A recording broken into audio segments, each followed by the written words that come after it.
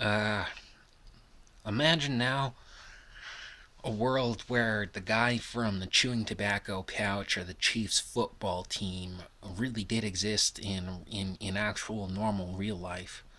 One point I walked in and it was late winter and I walked into my counselor's office. It was January. It was dark at 4 o'clock in the afternoon, and I just walked through the 0 degrees. And I walked into the office, and I sat in the office, and she goes, "Yeah, well, real Native Americans are brown people." And it was funny because I was going through the dramatic transformation as if I was, say, people of the wolf or something similar. What it really is 12.5% Cherokee and 12.5% southeastern Connecticut non-Algonquin, as in Mohegan, Pequot, and Bitch, all rolled into 112.5%.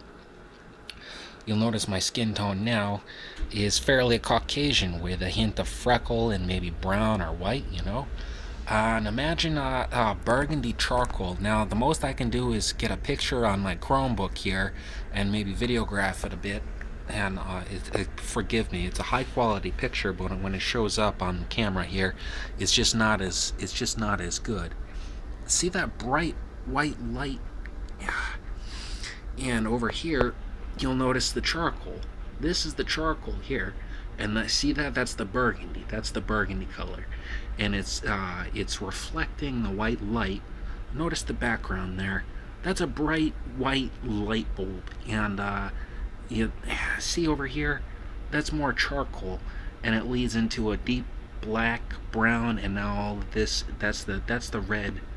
So I turn into like a traditional Mohegan would, as far as colors, except some black, and some gray.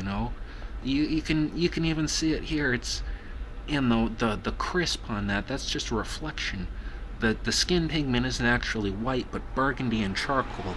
As I said before, said 1,000 times already, and over here too. You see that's a real charcoal skin pigment. And my hand, see, that's my bicep there. It's actually my right arm. Well, it's my left arm. So it'd be a bicep here. That's my bicep to my elbow, and that's my forearm. See, I'm the same person that's in that one particular photograph. It's just I appear to be camera shy when it comes to my pigment, and it only shows up in the rarest weather patterns, natural phenomenons, when I'm severely comfortable, tranquil, and in trance.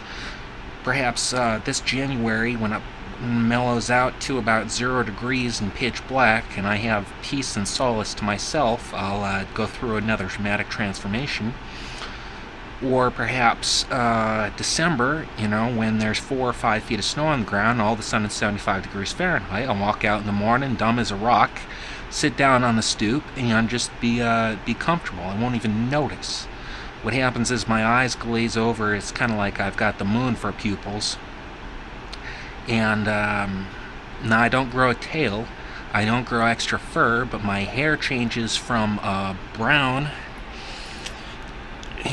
See, there's some blonde there. It goes from black to blonde to brown, and my eyes, they go from hazel to green to blue. So if you imagine me with blonde hair, blue eyes, burgundy charcoal skin, at 6 foot 150, lifting say between 225 and 1100.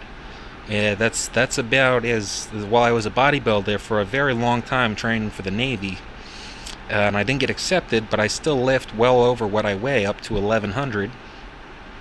But comfortably about 225 or 265, and I only weigh 150 on 6 foot. So there's the sedatives for the bodybuilding, so I don't accidentally hurt myself just moving around with too much strength. And then there's the sedatives for the dramatic skin pigment. You'll see there in the shadow there. Now I'm looking in camera and it's just not the same, but you could imagine